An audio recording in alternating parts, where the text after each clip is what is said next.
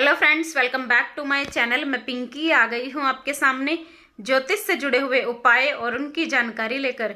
आज मैं आपको बताऊंगी देवउठनी एकादशी कब मनाई जाएगी, देवउठनी एकादशी का महत्व क्या है और उस दिन तुलसी विवाह क्यों किया जाता है, और देवउठनी एकादशी के कुछ उपाय भी बताऊंगी जिन्हें करने से आपके जीवन में सुख और सौभाग्य की वृद्धि होगी, माता लक्ष्मी का आशीर्वाद आपके ऊपर बनेगा।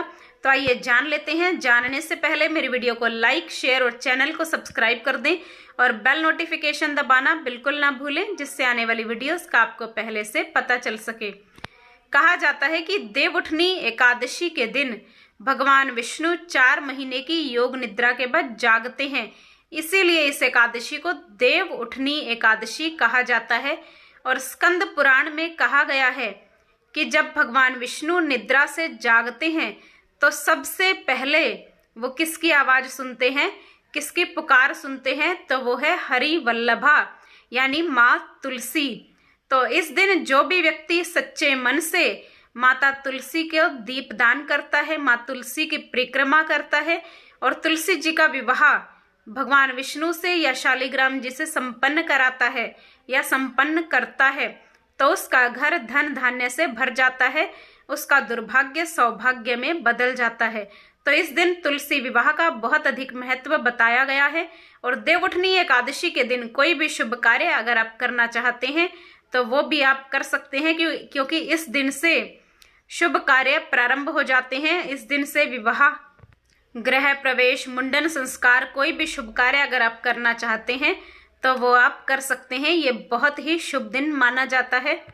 और इस दिन तुलसी विवाह करने से मनुष्य के जीवन के सभी दुख दर्द समाप्त होते हैं, उसके जीवन में खुशियों की वर्षा होती है, क्योंकि तुलसी विवाह कराने से धार्मिक मान्यता के अनुसार कहा जाता है कि जो व्यक्ति सच्चे मन से तुलसी विवाह संपन्न करता है या संपन्न करवाता है तो उसका दुर्भाग्य सौभाग्य में बदल जाता है, उसके जीवन के अंदर उसे सभी प्रकार के सुख प्राप्त होते हैं।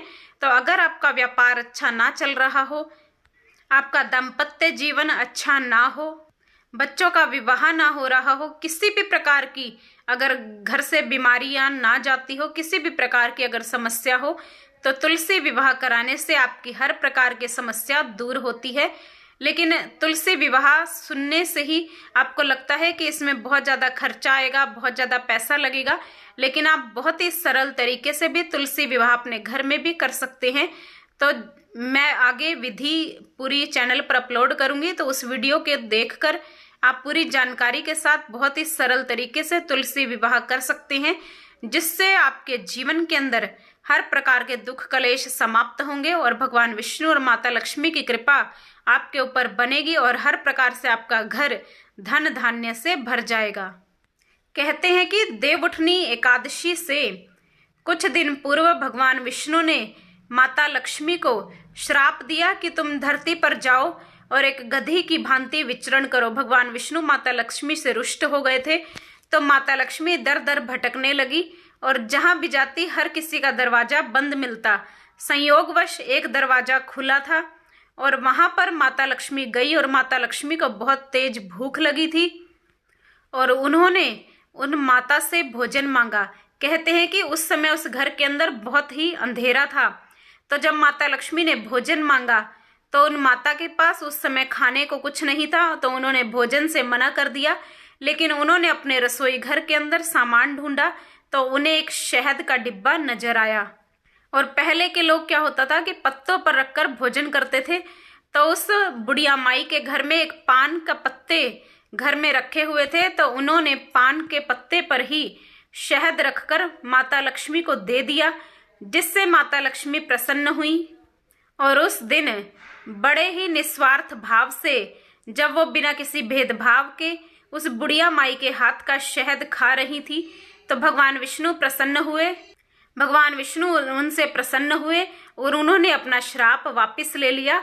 और जब माता लक्ष्मी की तृप्ति हुई, जब वो भूख से तड़प रही थी, कई दिनों से भटक रही थी, जब बुढ़िया माई के हाथ का शहद उन्होंने खाया, तो उन्होंने आशीर्वाद दिया कि देवउठनी एकादशी के दिन जो भी व्यक्ति मुझे पान के पत्ते पर शहद रखकर अर्पण करेगा तो उसका घर धन धान्य से भर जाएगा, उसके घर में कभी भी लक्ष्मी की कमी नहीं होगी।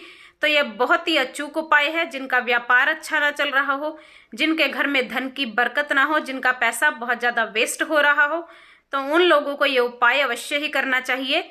इससे उनके घर में कभी भी धन की सुख समृद्धि की कमी नहीं रहती।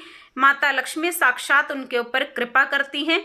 और देवउठनी एकादशी के दिन किया गया ये उपाय आपके जीवन की दरिद्रता को समाप्त कर सकता है।